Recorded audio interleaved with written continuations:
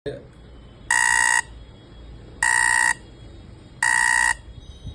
Lines ఉన్నాయని చూపిస్తుంది. మరి ఈ స్టెప్ లైన్స్ ఎట్లా తీయాలి, మనము ఏ ప్రకారంగా తీయాలి అంటే మా దగ్గర జిఎస్ గ్లోబ్ ఉంది. జిఎస్ గ్లోబు, ఆ గ్లోబ్ వచ్చి ఈ ఫ్రీక్వెన్సీని ఎన్హాన్స్ చేసి 400 హెర్ట్జ్ దాకా తీసుకొస్తుంది. ఇప్పుడు నేను ఆన్ చేస్తా, చూద్దాం. ఆన్ అయింది, బ్లింక్ అవుతుంది, ఇది ఆన్ అయిపోయింది. ఇక్కడ ఏమైంది, ఇమ్మీడియట్లీ న్యూట్రలైజ్ అయింది.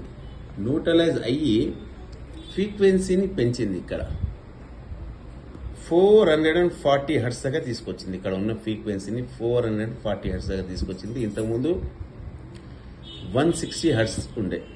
సో 160 హెర్ట్జ్ 200 హెర్ట్జ్ దాకా ఉన్నా చాలా బ్యాడ్ ఎనర్జీ అది. కొంతమంది ఇంట్లో 30 to 40 ఫ్రీక్వెన్సీ ఉంటుంది, అందులో చాలా నెగిటివ్ ఉంటుంది. చాలా నెగిటివ్ అంటే వాళ్ళ ఇంట్లో ఎవరో వస్తున్నట్టు, పోతున్నట్టు, వెనక ఎవరు ఉన్నట్టు, తిరుగుతున్నట్టు, అంటే దయ్యాలు భూతాలు ఇంట్లో తిరుగుతున్నట్టు ఫీలింగ్ బి వస్తుంది. సో దయ్యాలు భూతాలు కాదు, వన్ కైండ్ ఆఫ్ ఎనర్జీ అది, బ్యాడ్ ఎనర్జీ. సో ఆ టైప్ ఆఫ్ రన్ అవుతుంది. మన స్కానర్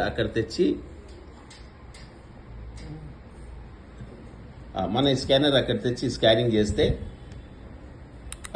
మనకు చూపెడుతుంది అక్కడ ఏం ఫ్రీక్వెన్సీ ఉందో. మరి మనము ఇక్కడ గ్లోబో పెట్టి దాన్ని ఎన్హాన్స్ చేయొచ్చు. అది 400 హెర్ట్జ్ పైన తీసుకొచ్చి ఆపుతుంది. ఇప్పుడు చూడొచ్చు 440 హెర్ట్జ్ ఉంది. సో ఇదే ప్రకారంగా ఇక స్కానింగ్ అయితే ఆడ రాళ్ళు ఇట్లా ఏం పెట్టం, ఏం డ్యామేజ్ చేయనీయం.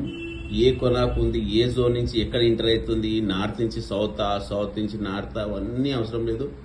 మనము ఇది ఒకటే జాగ్రత్త స్కానర్ పెడతాము, స్కానింగ్ చేస్తాము, అది ఎంత హెర్ట్జ్ చూపెడుతుంది, దాన్ని గ్లోబ్ పెట్టి అనౌన్స్ చేస్తాం. సో ఇంకా మనం ఎనర్జీస్ పెంచుకోవాలంటే అది వాస్తు ప్రకారంగా చూడాలి. ఇది ఈ రకంగా చూస్తాం. రైట్, థ్యాంక్ యూ, ధన్యవాదాలు.